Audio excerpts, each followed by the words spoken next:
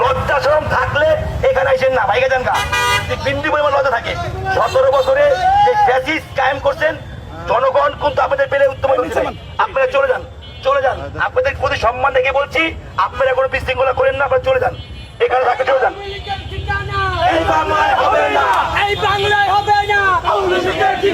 কি হলো 15 আগস্টের সেই গত রাত জুড়ে, সারা রাত জুড়ে, বিকেল থেকেই যে পরিস্থিতি তৈরি হয়েছিল 32 নম্বরে, সারা রাত জুড়ে সেরকম পরিস্থিতি চলল। মোটামুটি একটা উত্তেজনাকর পরিস্থিতি চলেছে রাত্রি 9টা-10টা পর্যন্ত। তারপরে ঘোষণা এসেছিল যে যারা ওখানে অবস্থান করছেন বিভিন্ন দলের, বিশেষ করে বিএনপির মিছিল শুনেছি আমরা, তারা ঘোষণা দিয়েছে তারা সারা রাতই থাকবে। সারা রাতে তেমন কোনো বড় খবর আর আসেনি, কিন্তু এরকম যে ভিডিওটা আপনারা প্রথমেই দেখলেন, এরকম আহ্বান জানানো একটা মজার ব্যাপার মনে হয়েছে, যে মাইকিং করে আহ্বান জানানো হচ্ছে আপনারা থাকলে পালান, অর্থাৎ কোনো আওয়ামী লীগ এখানে এসে থাকলে পালিয়ে যেতে আহ্বান জানানো হচ্ছে মাইকে। মিছিল, ধরপাকড়, মব, অনেক কিছুই আমরা দেখেছি। পুলিশ কি বলছে, কি হয়েছে, এবং 32 নম্বরে এতটা সতর্কতা, এতটা উত্তেজনা কেন, সেটা কি সজীব ওয়াজেদ জয়ের ভিডিও বার্তার পরিপ্রেক্ষিতে? কিন্তু যতটা উত্তেজনা কিংবা যতটা আয়োজন, সেই মোতাবেক কোনো পরিস্থিতি কি সৃষ্টি হলো? আওয়ামী লীগের পক্ষ থেকে কোনো পরিস্থিতি সৃষ্টি করতে তারা আদৌ পারল? সেই সব নিয়েই আলোচনা করবে এই ভিডিওতে। থাকবেন পলিটিক্স টিভির নিয়মিত আয়োজনে।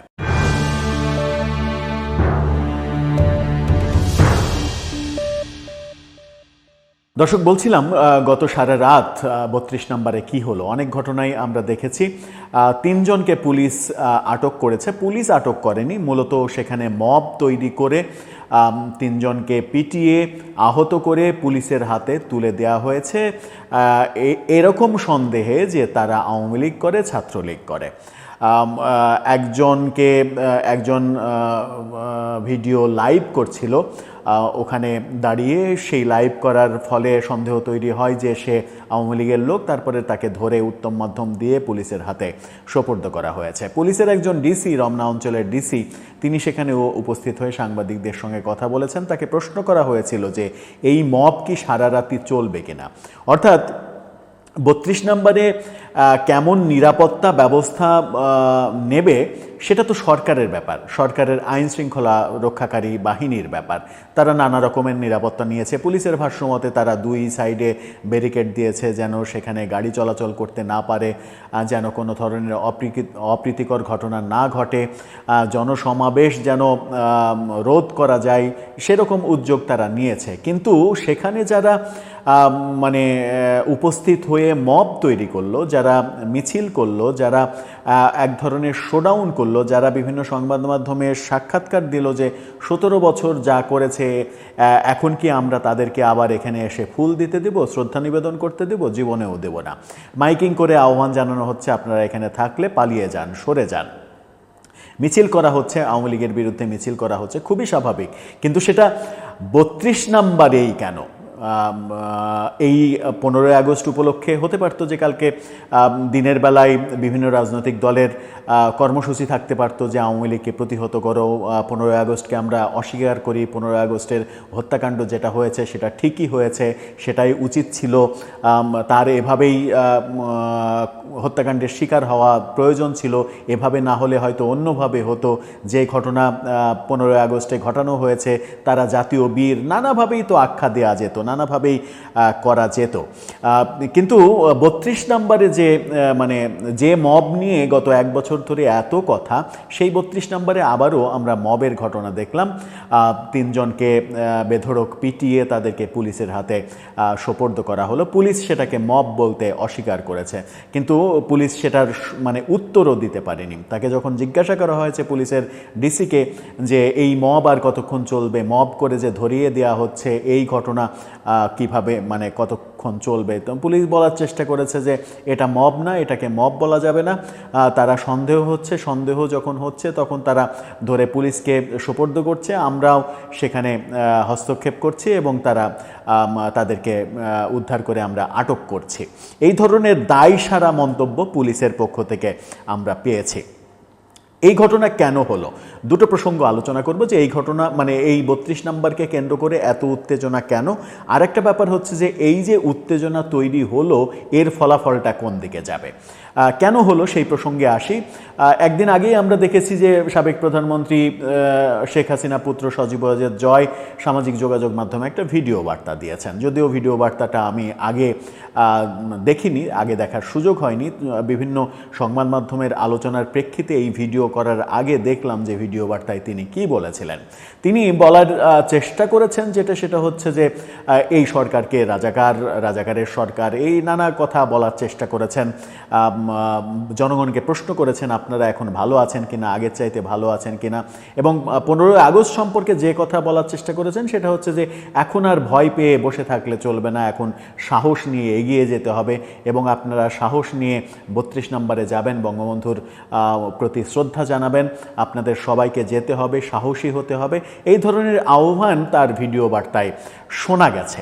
কিন্তু এই আহ্বান যখন তিনি দিয়েছেন, তার পোস্টটা আমরা দেখেছি যে 13 তারিখ শো করছে, যদিও তিনি আহ্বানে বলেছেন যে আগামীকালকে 15 আগস্টে, তার মানে হচ্ছে যে আমেরিকা টাইম এবং বাংলাদেশ টাইমের মধ্যে পার্থক্যের কারণেই এটা হয়েছে।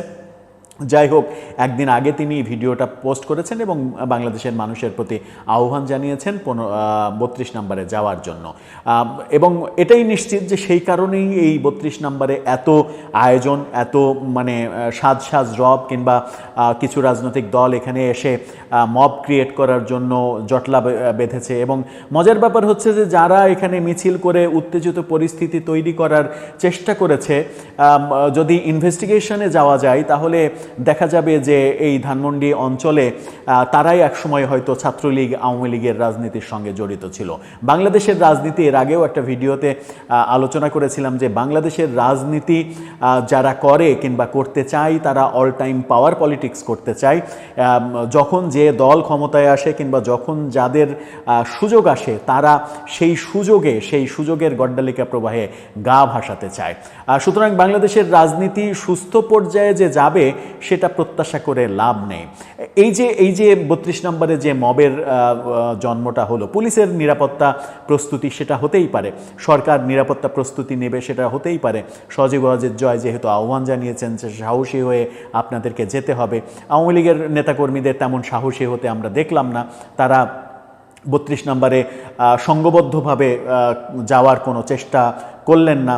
হয়তো বিচ্ছিন্নভাবে কেউ যাওয়ার চেষ্টা করেছে, যে 3 জনকে আটক করা হয়েছে তারা আওয়ামী লীগের ছাত্রলীগের নাকি নিরীহ সেগুলোও স্পষ্ট না। একজন শিবির নেতাকে মারধর করা হয়েছে, মেরে একেবারে খুব ভালোভাবেই আহত করা হয়েছে আওয়ামী লীগ বলে, ছাত্রলীগ বলে, কিন্তু সে দাবি করেছে যে সে ঢাকা কলেজের শিবিরের নেতা।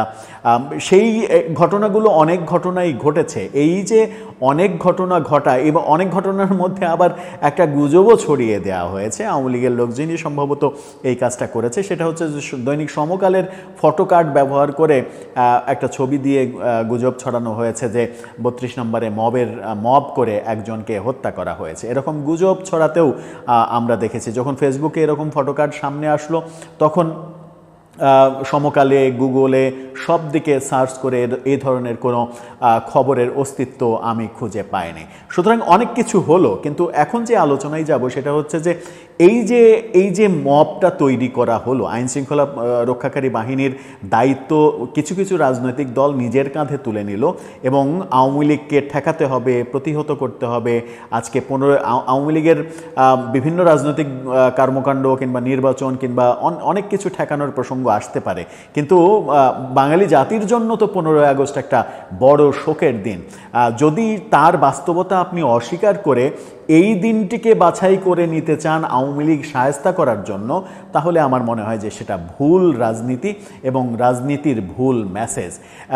এতে করে যেটা হবে সেটা হচ্ছে যে রাজনৈতিক দলগুলো এই কাজগুলো করছেন তাদের জন্য একটা সিগন্যাল কিন্তু 2 দিন আগে এসেছে। সিগন্যালটা কি? আমরা ব্র্যাকের একটা জরিপ দেখেছি। আগামী নির্বাচনে কে কত ভোট পাবে এই জরিপটা আমরা দেখেছি।